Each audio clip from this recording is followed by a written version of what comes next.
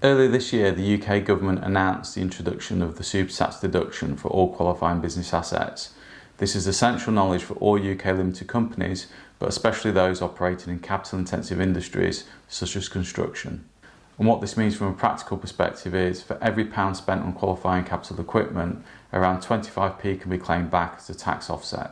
For UK Ltd companies, assets purchased between the 1st of April 2021 and the 31st of March 2023 are potentially eligible. So in terms of items that you can claim, it's things like plant and equipment for ongoing use in the company, vans, laptops, all that sort of stuff will qualify. No, company cars are explicitly excluded, as are assets bought for rehire. So if you're in a plant rehire business, those assets are actually excluded. Assets bought on HP have special considerations applied to them. And no, we are actually just talking about UK Ltd companies. Partnerships and sole traders are unfortunately explicitly excluded. The claim for the asset is made in the usual way through the corporation tax return as a capital allowance, but in this instance you can claim back 130% of the purchase price.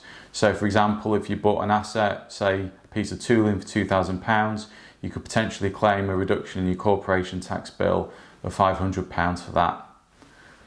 In terms of when you should actually buy, I would say as soon as possible, providing there's a valid business reason for that.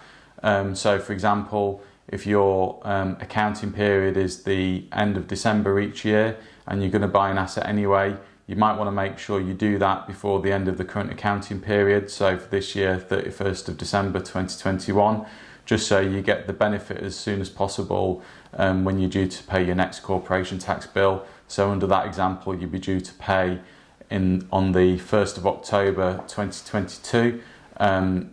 So just keep that in mind. Obviously, there does need to really be a valid business decision there as well. Don't just be purchasing assets because there's potentially a tax deduction.